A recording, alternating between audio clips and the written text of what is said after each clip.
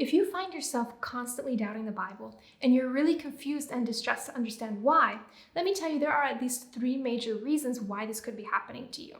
So in this video, we're going to cover why people chronically doubt the Bible.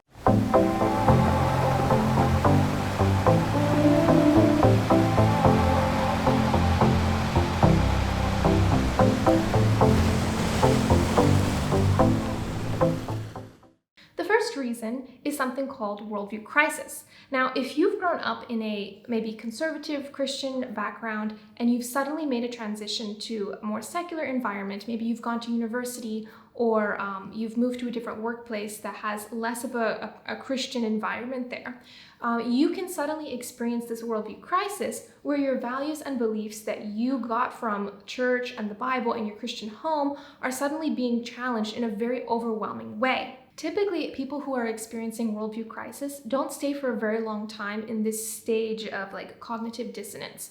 It's really mentally exhausting to constantly be questioning your beliefs and your values.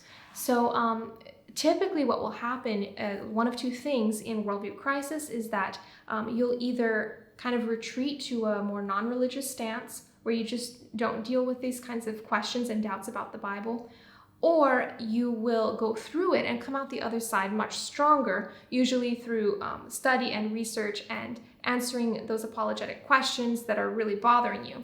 So either retreat to a non-religious stance or pushing through it and coming out the other side as a much stronger Christian. Those are kind of the main responses to worldview crisis. The second reason that you may experience this chronic and persistent sense of doubt about the Bible can be from unresolved trauma that you just can't reconcile with the picture of who you believe God to be with what's happened to you.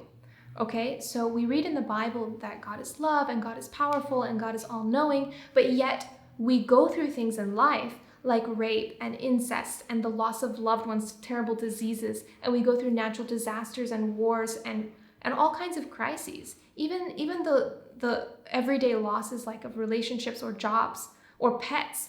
And we experience these losses, and then we get these questions in our mind, if God is love, then why did he allow this to happen to me? If God is all-powerful, why did he not stop that from happening? And so we have this emotional crisis where we cannot resolve our picture of God that's presented in the Bible with the reality of what's happening to us in an everyday basis. So if this describes you, what you need to know is that you're completely normal for having these really tough emotions and these doubts and these really uncomfortable feelings about God and the Bible. Okay, so sometimes we tend to kind of tiptoe around God and we make very polite, fluffy prayers, and we think that we have to be so perfect when in actuality inside we're confused, we're damaged, and we're seething with anger against God, but we feel that we can't bring those emotions to him. What you need to know is that God welcomes those emotions and he's ready to answer those questions for you. Okay, what I would recommend is researching something called Theodicy. And this is the theological term for the justice of God and why God allows bad things to happen. I'm going to go ahead and link a video in the description below that it just kind of puts all of this into good layman's terms, makes it easy to understand. God is strong enough to handle your doubts about these things, and he really welcomes you to come to him and bring those questions. So I'd really encourage you to do more study into theodicy and how that can help resolve your chronic doubts about the Bible. The third reason why people might have chronic, recurrent, and really sticky doubts about the Bible is something called scrupulosity. Scrupulosity is the religious manifestation of obsessive-compulsive disorder. Now, OCD, it does affect about 1 to 3% of the world's population. And contrary to popular belief, it's not this quirky, cute little personality trait. It actually is a real mental health condition.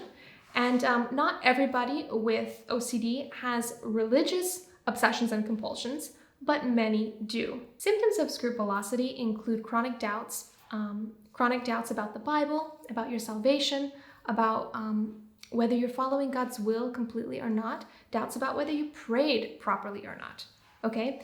And these doubts are really quite distressing and can take up hours of time per day.